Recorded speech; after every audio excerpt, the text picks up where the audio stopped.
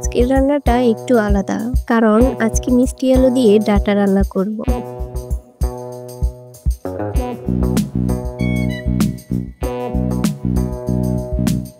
তার জন্য প্রথমেই কড়াইতে দিয়ে দিলাম গ্রাম থেকে আনা দেশি চিংড়ি মাছ। মাছগুলো বাদামি রং হওয়া পর্যন্ত ভেজে নিব, যাতে করে কাঁচা গন্ধটা চলে যায়।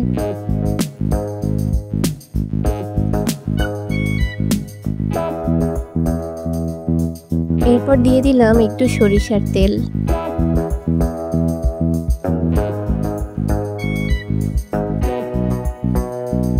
তেলের গন্ধটা ছাড়াতে না ছাড়াতেই দিয়ে দিলাম সামান্য জিরে।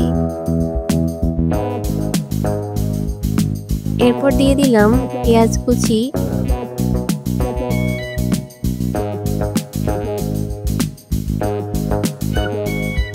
আর 1 টেবিল চামচ রসুন বাটা দিয়ে একটু নেড়ে চেড়ে নিব।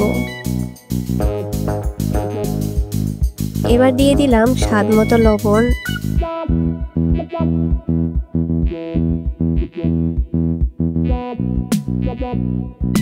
আর অল্প একটু পানি দিয়ে কষিয়ে নিব।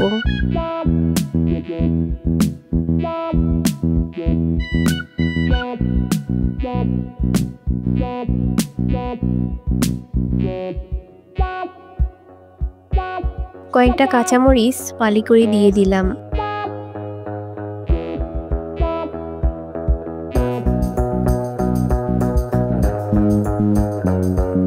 একটু নেড়েচেড়ে দিয়ে দিব 1 চা চামচ মরিচের গুঁড়া, আধা চা চামচ হলুদের গুঁড়া।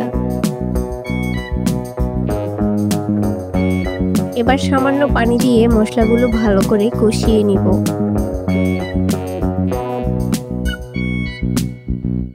কষানো হয়ে গেলে দিয়ে দিব কাঁঠালের বিচি। এগুলো আগেই ভালো করে খোসা ছাড়িয়ে কেটে নিয়েছি।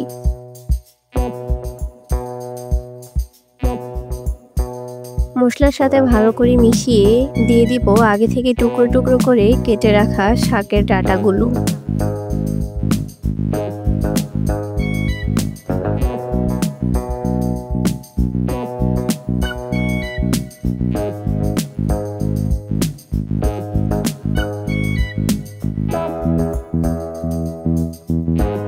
এবার দিয়ে দিব আগে থেকে কেটে রাখা মিষ্টি আলু।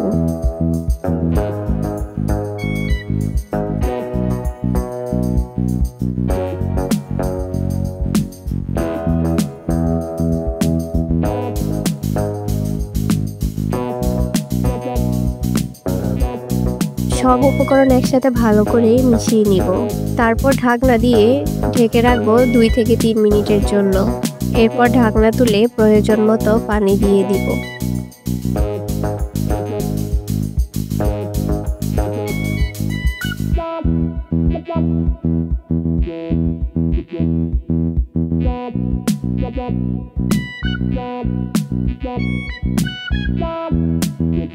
এবার অপেক্ষা করব যতক্ষণ না সবকিছু সুন্দরভাবে সিদ্ধ হয়।